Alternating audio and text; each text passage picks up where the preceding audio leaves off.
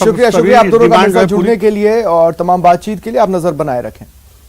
अब बात कर लेते हैं दिल को दहला देने वाले बाड़मेर में हुए भीषण हादसे की। बाड़मेर में भीषण सड़क हादसा हुआ। देखिए 12 लोगों ने इस हादसे में जान गंवाई है, 40 लोग हैं जो घायल हुए हैं। इनमें से कुछ की हालत गंभीर है। लगातार डॉक्टर्स उनकी कंडीशन को मॉनिटर कर रहे हैं। इस हादसे पर प्रधानमंत्री नरेंद्र मोदी, मुख्यमंत्री अशोक गहलोत ने दुख जताया है और केंद्र और राज्य सरकार दोनों की ही ओर से मुआवजे का ऐलान किया गया है। केंद्र की ओर से जो आर्थिक मदद का ऐलान हुआ है, मृतकों के परिजनों को 2-2 लाख रुपए और घायलों को 50-50 हजार रुपए के मुआवजे का ऐलान हुआ है। वहीं राज्य सरकार की ओर से मुआवजे का जो ऐलान हुआ है, मृतकों के परिजनों को 5-5 लाख रुपए और घायलों को 1-1 लाख रुपए देने की घोषणा की गई है, मुआवजे के तौर पर, मदद के तौर पर।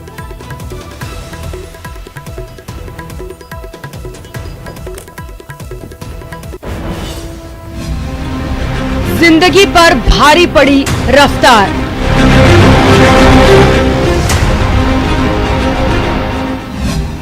भीषण हादसे से मचा हाहाकार।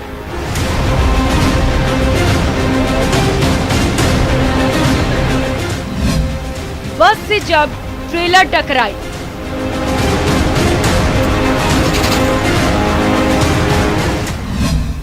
कई जिंदगियां शोलों में समाई।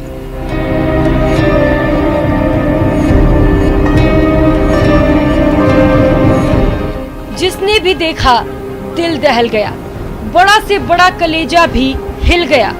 एक धमाका हुआ और सड़क पर नजर आने लगे शोले ही शोले।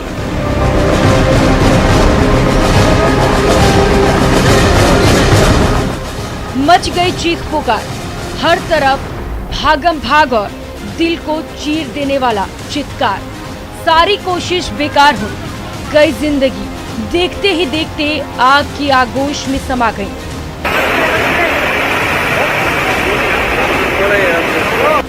दिल को दहला देने वाला ये भीषण सड़क हादसा बाड़मेर के पचपदरा थाना इलाके में हुआ।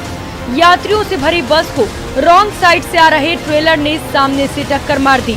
टक्कर लगते ही जोरदार धमाके के साथ दोनों गाड़ियों में आग लग गई। वो भी इतनी भयानक कि पलक झपकते ही दोनों गाड़ियां आग के बड़े गोलों में तब्दील हो गई। ये सब इतनी तेजी से हुआ कि बस में सवार यात्रियों को संभलने तक का मौका नहीं मिला। हादसे की खबर मिलते ही पुलिस और प्रशासन के अमले के साथ ही कई जनप्रतिनिधि भी मौके पर पहुंचे और राहत बचाव का काम शुरू हुआ। पचपदरा, बालोतरा और रिफाइनरी की फायर ब्रिगेड मौके पर पहुंचे और आधे घंटे में दोनों वाहनों में लगी आग पर काबू पा लिया गया। लेकिन तब तक कई परिवारों पर दुख का पहाड़ टूट चुका था। किसी की गोद सूनी हो चुकी थी, किसी की मांग उजड़ चुकी थी। ट्रेलर और बस के अंदर एक्सीडेंट हुआ सुबह भी, जिसके अंदर घायल जो थे 20-25 व्यक्तियों घायलों को नाटा हॉस्पिटल मल्होत्रा भेज दिया है। आग पे करीब काबू पा लिया। पूरी आग पे काबू पाने के बाद ही पता चल पाएगा अंदर। देखो अभी तो जैसे भी तेजी लाए हैं, आग बुझाई गई है और उसको दोनों गाड़ियों खींच करके अलग कर रहे हैं। डेड बॉडी अंदर को बाहर निकालेंगे, जो हॉस्पिटल गए उनको ट्रीटमेंट करेंगे। हादसे में जो बच गए थे वे भी गंभीर रूप से झुलस चुके थे। मौके पर मौजूद संभागीय आयुक्त के साथ साथ कलेक्टर, एसपी ने राहत कार्यों का जायजा लिया और लोगों को तेजी से अस्पताल भेजा गया। अभी मौके पे एफएसएल और रेस्क्यू टीम्स काम कर रही हैं, तो ये कंफर्म नहीं कैसे कितनी डेथ हुई है, लेकिन एक बॉडी अभी ट्रक से निकली है, 3 बॉडी बस में दिख रही हैं, एक कैजुअलिटी हॉस्पिटल में। तो कंफर्म 5 डेथ्स हुई हैं। बाकी जैसे ही बस के अंदर एफएसएल और डॉक्टर की टीम प्रवेश करेगी तो और क्लियर हो जाएगा। कोलिजन हुआ है ट्रक और बस के बीच में। हाई इम्पैक्ट कोलिजन की वजह से दोनों में आग लगी है। कारण तो मे बी ओवरटेक हो सकता है या फिर ये एक्सीडेंट है, तो इसका क्या कारण रहा है ये तो बाद में जांच से ही सामने आ पाएगा।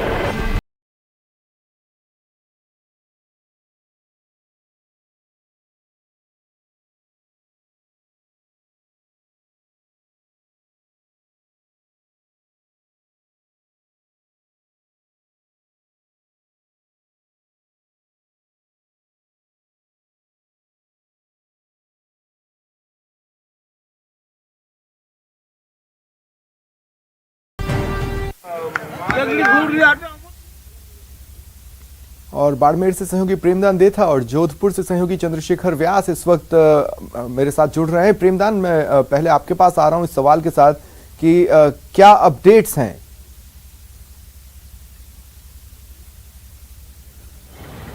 देखिए, इसमें सबसे बड़ी जो अपडेट अब निकल करके सामने आई है, इसमें ये है कि 38 लोग इस पूरे दुर्घटना में घायल हुए हैं, जिनके अलग अलग अस्पताल में इलाज चल रहा है। पचपदरा और बालोतरा और जोधपुर में अलग अलग इलाज चल रहा है।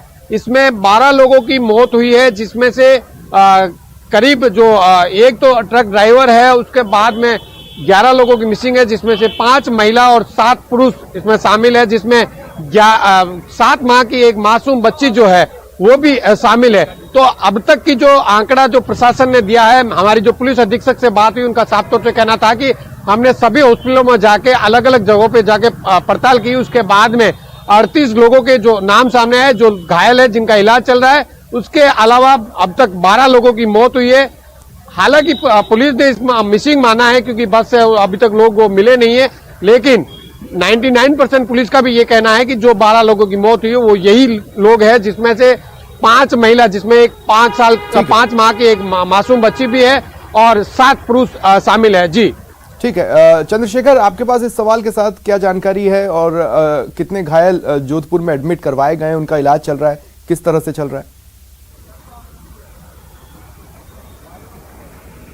देखिए स्वप्निल, अगर बात करें तो जोधपुर के जो 2 प्रमुख अस्पताल है, महात्मा गांधी अस्पताल और मथुरादास माथुर अस्पताल, यहाँ पे मरीजों को लाया गया है।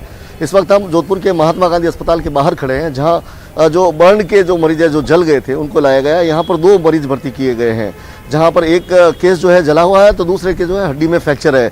इसके अलावा मथुरादास माथुर अस्पताल में 4 मरीजों को लाया गया है। हमने महात्मा गांधी अस्पताल के अधीक्षक राजश्री बेहरा और मथुरादास माथुर अस्पताल के अधीक्षक M.K. आसरी से बात की। उन्होंने बताया कि जो मरीज है उनकी स्थिति अभी सामान्य है, स्टेबल है, खतरे की कोई बात नहीं है फिलहाल। लेकिन अगर बात करें तो यह हादसा जो दिल दहला देने वाला था और उसमें बहुत बड़ी संख्या में जो लोग इंजर्ड हुए हैं, लोग मरे हैं, तो ये कहीं ना कहीं एक दुखद हादसा है। और जोधपुर शहर ही नहीं, पश्चिमी राजस्थान लगातार हादसों का सबब बन रहा है। यहाँ पर जो गाड़ियाँ, जिस प्रकार से मुख्यमंत्री के प्रवास के दौरान भी जो ओडी गाड़ी ने जो कहर मचाया था, उसमें जो एम्स में लोग हैं वो भी इलाज दे रहे हैं। और यहाँ पर जो है ये बाड़मेर वाला जो हादसा है उसको इलाज का दौर जारी है, लेकिन सभी की जो स्थिति है वो सामान्य बताई जा रही है। जी, हादसे की पिन पॉइंट वजह क्या सामने आई है प्रेमदान, ये मैं आपसे पूछना चाहता हूं। और एक सवाल ये भी कि मुआवजे का ऐलान तो चलिए हो गया, लेकिन क्या पीड़ितों तक वो मुआवजा पहुंच चुका है?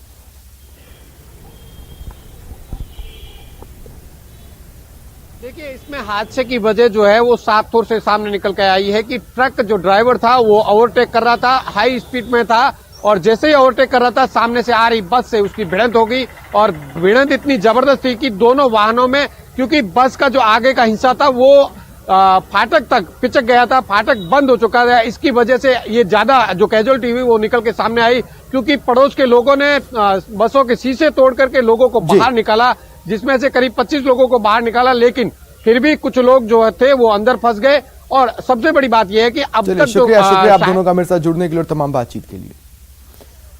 और बढ़ेंगे आगे, एक बड़ी खबर आपको बता दें। गणेश मंदिर आरसी अध्यक्ष वैभव गहलोत पहुंचे। मोती डूंगरी गणेश मंदिर पहुंचकर प्रथम पूज्य प्रथम आराध्य को आमंत्रित किया, पहला टिकट भेंट किया। दरअसल T20 का महामुकाबला होना है 17 तारीख को मरुधरा में, और दर्शक भी उसे देख सकेंगे, कोई कमी बेशी ना रह जाए, इसलिए तमाम कवायदें चल रही हैं। और इस बीच पहला टिकट भेंट किया गया। सभी लोगों से मेरी अपील है कि इस मैच को, इस आयोजन को बहुत शानदार तरीके से सफल बनाएं।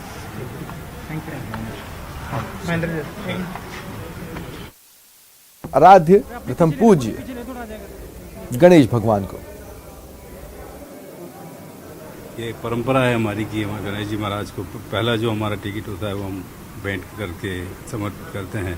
और बहुत खुशी है कि इतने टाइम बाद जो हमारे युवा अध्यक्ष वैभव जी के नेतृत्व में हम ये जो मैच कर रहे हैं, सब जिला क्रिकेट संघ, सभी पदाधिकारी, सभी की इच्छा है कि मैच सफलतापूर्वक संपन्न हो और जयपुर की जनता। और वक्त एक ब्रेक के बाद बात रंजीता की, किससे? रंजिश।